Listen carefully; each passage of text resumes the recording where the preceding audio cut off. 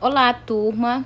Dando continuidade aos nossos assuntos, já no último assunto do terceiro bimestre, hoje nós vamos falar sobre a carta aberta e as preposições. Bom, a carta aberta, integra os gêneros textuais, norteados pelo caráter argumentativo, cuja principal característica é permitir que o emissor exponha em público suas opiniões ou reivindicações acerca de um determinado assunto. Tal gênero, por sua vez, difere-se da carta pessoal, a qual trata de assuntos que dizem respeito somente aos interlocutores nela envolvidos, ao passo que a carta aberta faz referência a assuntos cujo interesse é coletivo, normalmente se referindo a um problema de consenso geral.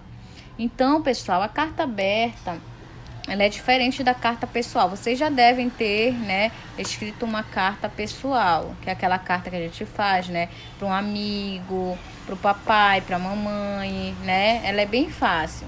Essa aqui, ela já é um pouco diferente. Por quê? Porque ela vai ter um caráter argumentativo, tá?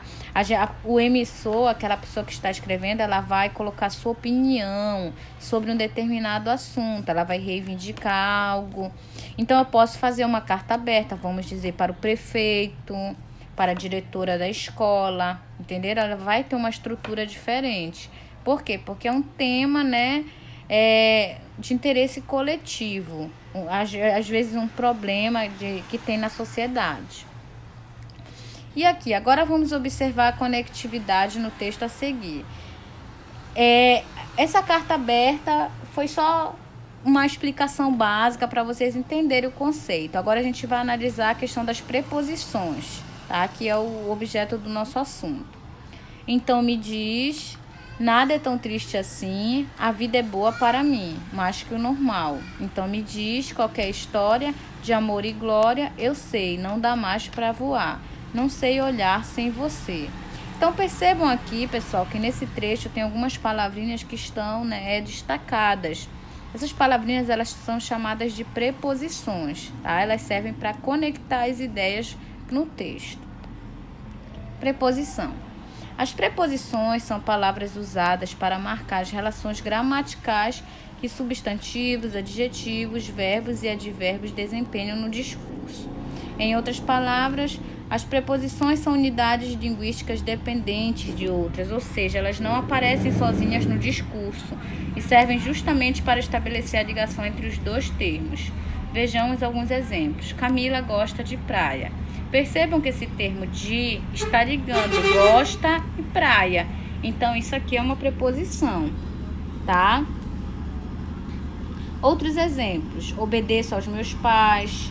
É uma pessoa de caráter. Naquele momento agi com cuidado. Ao chegar foi abordado por 2 ladrões.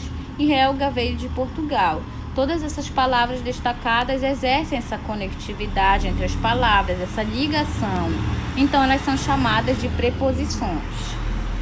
Essas preposições elas podem ser classificadas em 2 tipos: preposições essenciais e preposições acidentais. As essenciais são aquelas que elas sempre serão preposições, tá? Sempre, elas não vão ser de outra classe gramatical. Tá? Sempre elas vão exercer essa função de ligar. A gente tem como exemplos a, ante, após, até, com, contra, de, desde, em, entre, para, perante, por, sem, sob, sobre, trás. Essas aqui elas sempre vão exercer essa função de preposição, de ligar as palavras. Já as acidentais, não, elas não possuem originalmente a função de preposição. Elas podem ser uma conjunção, tá? Podem ser um pronome. Dependendo do contexto, elas podem exercer outras funções. Exemplos: afora, como, conforme, durante, exceto, feito, fora, mediante, salvo, segundo, visto e entre outras. O uso das preposições, A gente tem dois meios para formar as preposições, que é a combinação e a contração, tá? A combinação ocorre quando elas se juntam, formam a preposição e não há perda nenhum de fonemas, de sons, de nada, só junta.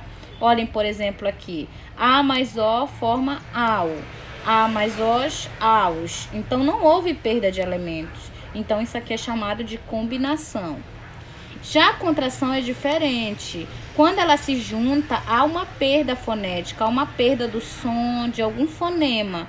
Então, por isso, ela é chamada de contração. Vamos ver aqui os exemplos. D mais O, Dó. Olha, houve a perda do E. D mais ele, perdeu outro E, dele. D mais este, deste. D mais isto, disto. D mais esse, desse. D mais isso, disso. D mais aquele, daquele. D mais aqui, daqui. D mais ali, dali. Em mais o, nó. Em mais ele, nele. Em mais este, neste. Em mais isso, nisto. Em mais esse, nesse. Em mais isso, nisso.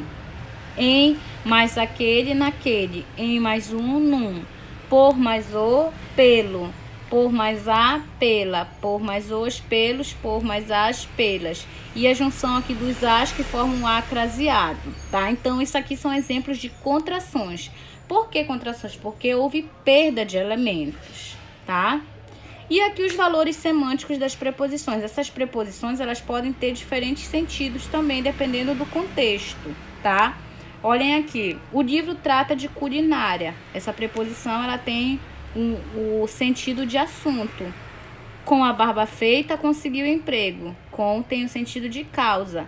Se for para ir com você, eu vou. Com tem o sentido de companhia aqui nesse contexto. Conformidade, entreguei tudo como ele pediu. A poucos metros você encontra a padaria. Distância, cheguem cedo para não perdermos o ônibus. Finalidade, com o que você se machucou? Instrumento, mudou-se para a Alemanha. Lugar. Então, percebam que dependendo da preposição, do contexto, elas podem ter sentidos diferentes. Por isso que é preciso analisá-las, tá? Matéria aqui, fiz bolo de chocolate. Meio, falei com ela por telefone. Modo, faz tudo com disposição. Oposição, agiu contra minha vontade. Origem, de onde você é? Posse, este livro é da biblioteca? Tempo, vou me aposentar por tempo de contribuição, tá? Então, pessoal, espero que tenham entendido. Até a próxima aula.